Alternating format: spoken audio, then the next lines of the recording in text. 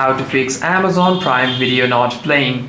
First, if you're having any kinds of problem inside the Prime Video app, what you want to do is you want to simply close the app completely.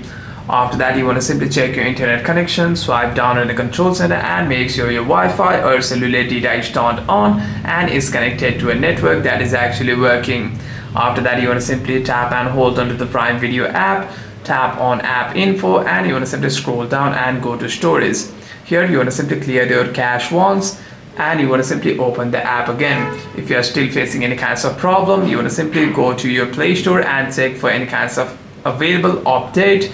You want to simply go to your Play Store and search for Prime Video.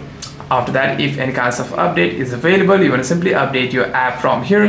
However, if this doesn't fix your problem as well, you want to simply restart your device once and open the app again. Hope this video was helpful, and if you have any further questions, make sure to leave a comment down below, and I'll see you guys on the next one.